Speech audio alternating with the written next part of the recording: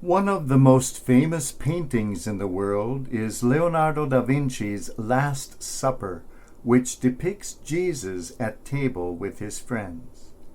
That is exactly what we are now, friends, seated together at table for a meal, a very special meal.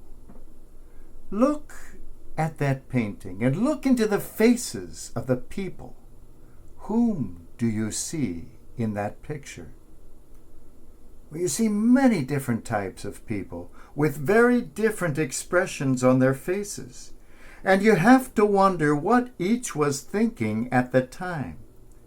Was this one falling asleep? He looks like he had a little too much of the wine. This one has a little smile on his face. He saw something funny and something that had just happened, and he was probably kicking his neighbor under the table, sharing the joke. You see different faces because each soul is unique. That is how we are here. Each of us is a completely different character, and it is beautiful that way. You are not like me, and I am not like you. We are diverse, and we can be proud of that. God made us all different. The next time you see that painting, look into the faces and see who really is at that table of the bread of life. First of all, right next to Jesus is the beloved disciple, that young man Jesus loved so very much. That is you, and that is I. We are all the beloved disciple, because Jesus loves each of us as though we were the only one around. You are the beloved of God.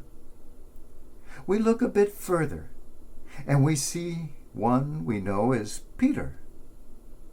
Peter was always putting his foot into his mouth. He was the one who always dared to speak up, but he was always saying foolish things, always getting into trouble. You know anyone like that? That is also you and I. But you know something? That was okay for Jesus. Jesus made him the leader of all of them, despite his stubbornness, despite his foolishness, or perhaps because of it.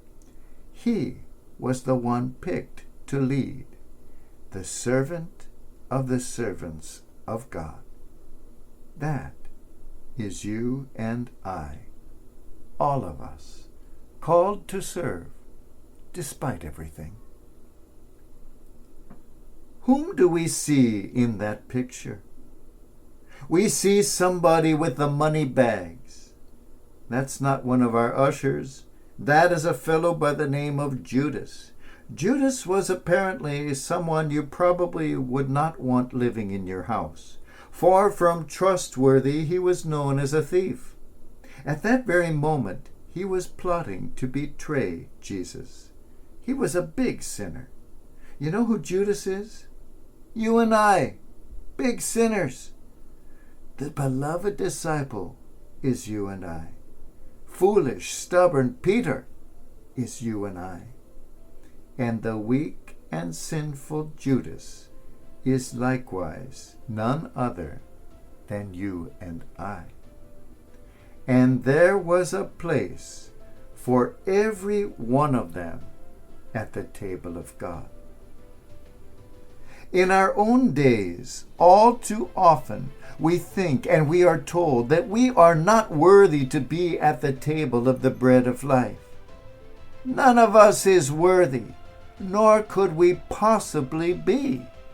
Not one of those apostles was worthy either. Yet Jesus gave his body and blood to every one of them, including the one who was in the very act of betraying him. There was room for everyone at the table of God.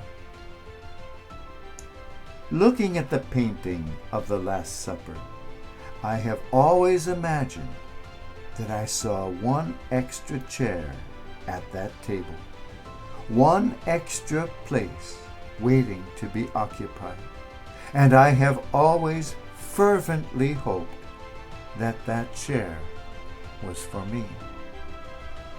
At God's table, there is room for everyone.